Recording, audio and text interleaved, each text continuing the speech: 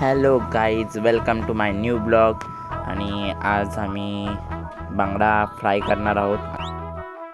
12 वाजलेत रात्रीचे आणि आज काहीतरी तुफानी सुरू आहे, कारण 12 वाजता बांगडा फ्राय कोणी खात नाही. पण आम्हाला सगळ्यांनाच भुका लागलेत, त्यामुळे बोललो होऊन जाऊ द्या, काय नाही, टाईम वगैरे काय नाही. आज आम्ही दोघी मिळून बनवणार आहोत. सगळ्यांनाच खायचं आहे, तर मी बोललो होऊनच जाऊ द्या. आज संध्याकाळची पार्टी बांगडा फ्राय. आता दीदी पटकन सगळे मसाले वगैरे काढते, त्यावर मी आता थोडंसं तिला मदत करतो.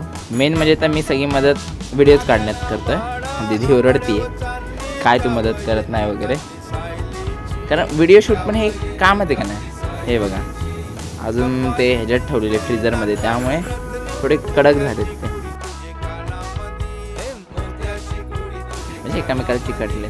थोड्या वेळात होतीलच ते मिळेल. तर आता आम्ही दोघी मिळून बनवणार बांगडा फ्राय. आणि रात्रीची पार्टी सुटत नाही आहेत, म्हणजे एकदम असे कडक झालेत ना, त्यामुळे बर्फाचे आहे ना ते कडक झालेत एकदम. आजचे ते ताजे मासे आहेत, मामांनी आणलेत मुंबईवरनं.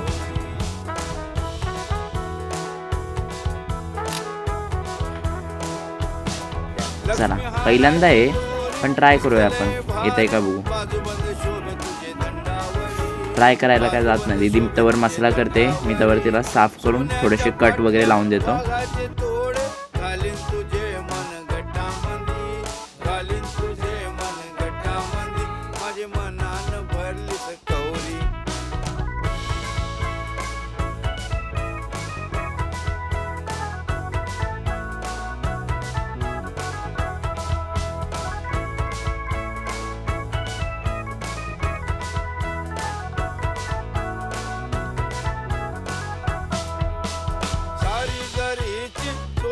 शमची आणीन तुला मी भारी जरी, आणीन तुला मी भारी जरी. पैठणी शालू अंगावर घालू, नाचतान मूर्त्याचे पदरावरी, नाचतान मूर्त्याचे पदरावरी. माझे मनान भरली सकवरी.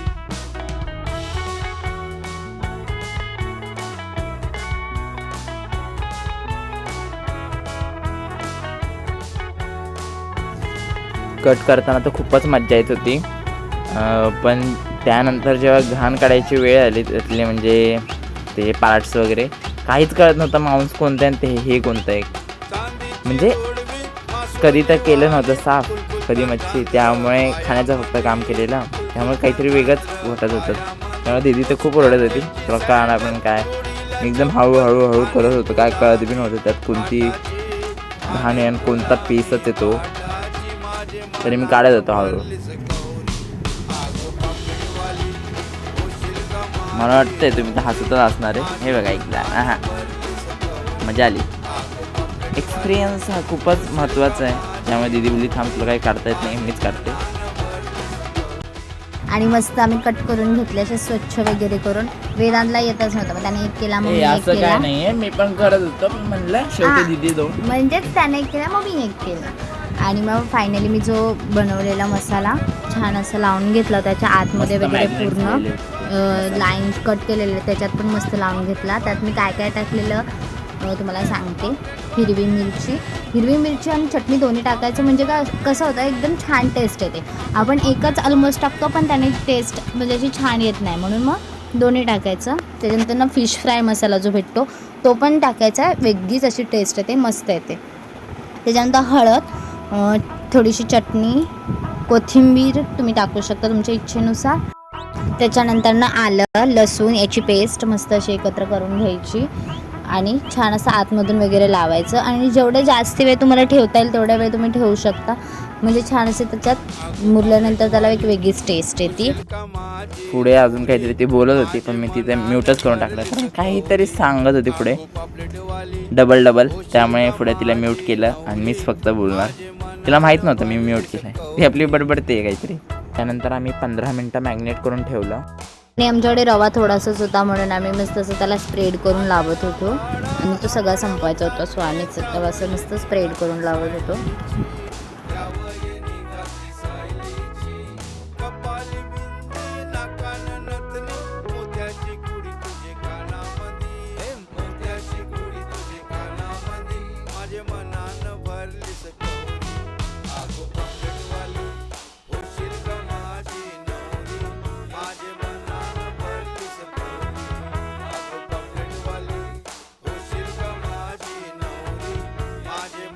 थोडासा पण मॅग्नेट करून थोडा वेळ ठेवूया.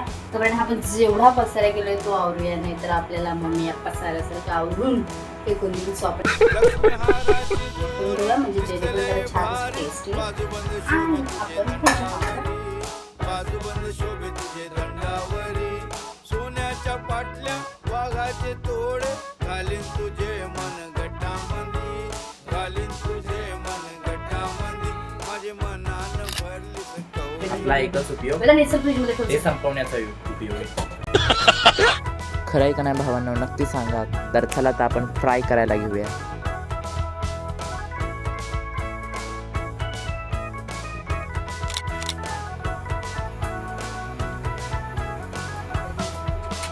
सारी जरीची तोली रेशमची, आणीन तुला मी भारी जरी, आणीन तुला मी भारी जरी, पैठणी शालू अंगावर घालू, भावांनो मस्ती कशी भासते हाताला, पण तरी पण हातानेच उलटायचं.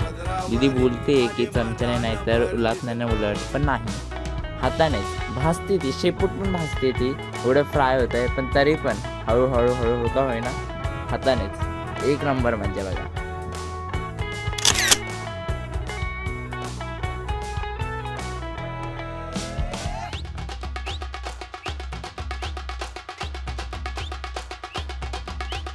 चांदीची जोडवी मासोली वाणी, कुलकुलतान झांजर पायामंदी, कुलकुलतान झांजर पायामंदी, उस्ताचेची सँडल जोडीला चप्पल, आणि तुला मी पाटाची, आणि त्याला छान असं गार्निश करण्यासाठी मी त्याच्यावर कोथिंबीर टाकली आणि ते खूप छान दिसत होतं. सो कोणाकोणाला मच्छी फ्राय आवडते नक्की लाईक करा. सो आमची व्हिडिओ कशी वाटली, आमचं मच्छी फ्राय जर तुम्हाला आवडलं असेल तर नक्की लाईक शेअर सबस्क्राईब करा. बाय बाय, भेटूया नेक्स्ट ब्लॉगमध्ये. कारण आता तिला काम करू द्या. भेटू नेक्स्ट ब्लॉगमध्ये. Bye bye.